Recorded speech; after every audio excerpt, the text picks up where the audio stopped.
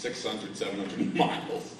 And we're on this road, and we come to a stop. It's like, what's up?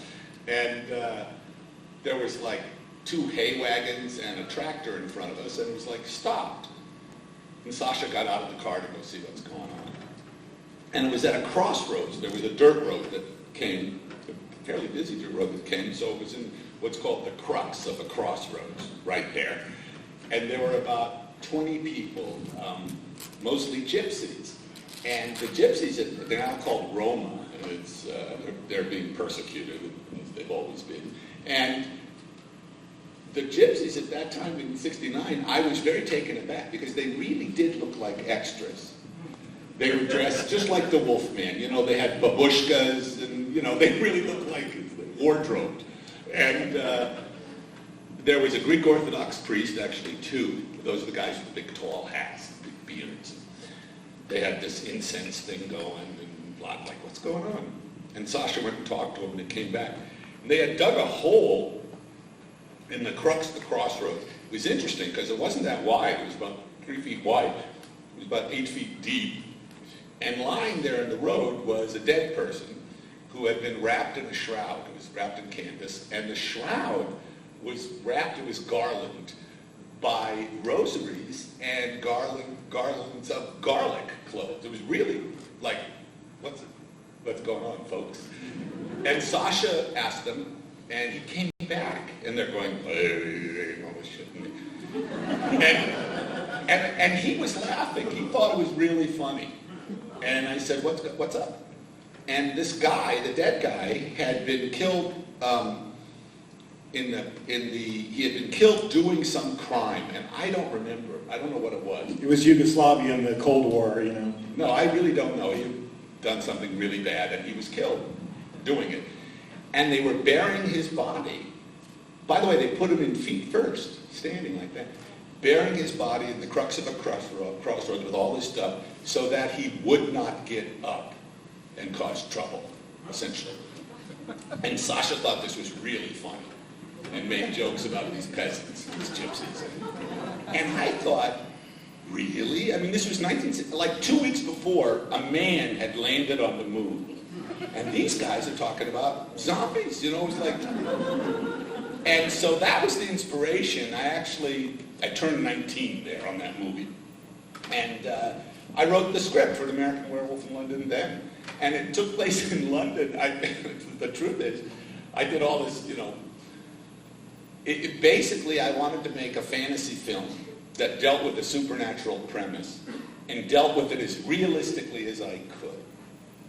And I ended up with werewolves, mainly because ghosts, werewolves, and what are now called zombies, but Walking Dead, are the only 3 monsters or supernatural creatures that are completely international in all cultures, everywhere in the world. So I thought, okay. So in all this stuff, you make it up mostly. Kurt Sielmach made up a great deal of what you think is traditional lore about werewolves. Kurt made it up in Hollywood. Or like Bram Stoker, who created 50% of what we think is real shit about vampires. But what's fascinating was that it was in London for 2 reasons. 1, Connecticut Yankee King Arthur's Court, but 2, because of what was then called the Eady system, Lord Eady, a British quota system, where if you made a British film and qualified, you got money from the government. So that was my plan.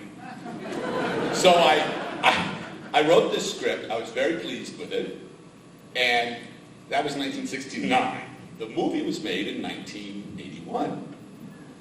And what happened was, I came back eventually. I was in Europe a while. I'd working on movies, and then I came back and working on movies. And then I would try to get people to, hey, let's make this movie.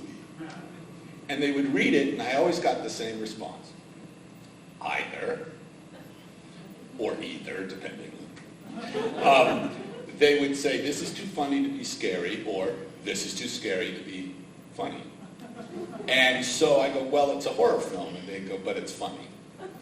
get the fuck out of my office, basically. Even after Animal House and Blues Well, Brothers? what happened was, I mean, as my career went along, I was very lucky. I made my two things happened. The first movie I made, Schlock, which is terrible, by the way. But what's interesting, I was 21, and I met this really amazingly gifted 20-year-old named Rick Baker. And he did the makeup on Schlock. And I gave him the script of American Werewolf then, in 1971. I said, here, figure this out. Because it's written in the script exactly what happens. The metamorphosis is in bright light, and I wrote it so I didn't want cutaways. I just made it impossible for a makeup guy. And in fact, there's a cut to Mickey Mouse in this. That was supposed to, I just thought it was funny. I threw that in there. It didn't have to be there. But, so I said, figure this out. So he had a long time to think about it, because no one would give me the money. And then eventually I made Kentucky Fried Movie, and then I made Animal House, and made the Blues Brothers, and these pictures made a lot of money, and it's called the movie business. So I said, okay, I want to make this now. And it was what's called a negative pickup, which is the best way to make movies, and unfortunately it's not done anymore. But where you basically make a deal with the distributor film company, and they say, when you give us a finished film based on this material, and there's all these things, has to be in color, has to be at least this long, and no longer than this, has to have an R rating, can't have an X rating, and all this stuff. When you give us this film, we'll give you, in this case, $10 million. So with that little piece of paper, you go to a bank and borrow the money. So the bad part is it puts the risk entirely on the filmmakers. The good part is that means you have total control. It was the easiest movie I ever made. I signed the checks.